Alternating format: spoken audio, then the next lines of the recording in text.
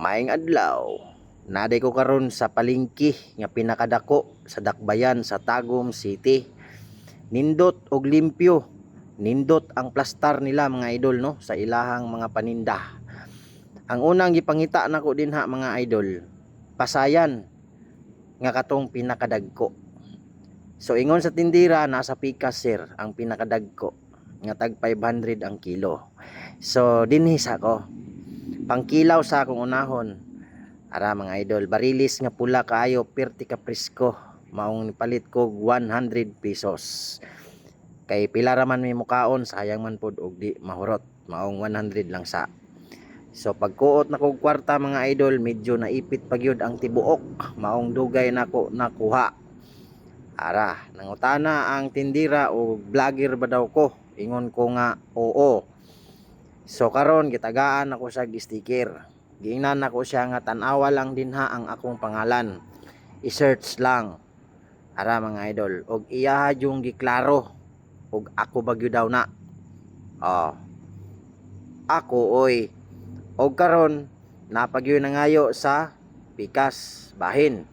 So may na lang nakadala ta og bali unom kay sticker diha mga idol, kay tuaman sa ko ang bag no, sa dako na ko nga bag nabili na ko mga idol, nalimtan na ko maong unom ra akong nahatag diha sa ilahang sticker. Ara i-search lang ninyo akong mga pangalan din ha mga idol no, i-search lang ninyo akong pangalan og niya pa si nanay gitagaan pa nako, may na lang kay do na pa isa nabili nay. Og diritas pikas dinita sa pasayan mga idol og wala na gyud lain nga pasayan nga pinakadagko, mao lang gyud na siya tag 400 ang kilo. Gipahangyo ko ni ma'am og 380. Anak ko salamat kayo, God bless. Og nipili ko og dagko mga idol og iya akong gitabangan mao nga niabot og sobra kilo. Maro po ni si ma'am no, negosyante gid kayo. 1 kilo lang akong gipalit, iyahaging ipabot og 1/4. Maong nakabayad ko og sobra hapit 600. Og sa iyang tapad ay perting lamia sa mga barilis, pula-pula pagyud kayo mga idol no. Og sa likod dunay mga preskong gulay. Og diritas pikas mga idol. Og mopalit na pod kita og isda. Ayo, way tao. Sus, tuara day sa likod ang tindira ni tubag pod idol nga way tao din ha. Oy, tuara si ma'am. So karon nipili nako og budburon mga idol, nipalit ko din ha og 1 kilo lang mga idol no, kay nindot man na siya og gulay-gulayan, prito-pirtohon no mga idol. Og di man na pwede sabawan kay medyo kuan naman siya, di man siya presko mga idol no. Ilan man atong presko kay medyo kuan siya no. So maong 1 kilo lang akong gipalit din ha mga idol. So karon ibayad og tag 150 mga idol no.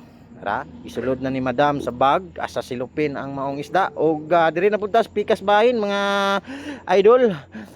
Ngita na punta og kini lamasern. Nipalit ko din na og lamasern mga idol para sa ato ang pangkilaw pang sawsawan sa maong pinritong budburon. Nipalit ko og loya, bombay, og radis. Diapilan pa yun natog pipino og balisingkong kalamansi mga idol. Og giapilan pa gyud ako og balisingkong sili para halang-halang ang ato ang kinilaw og ang sawsawan sa maong pinirito.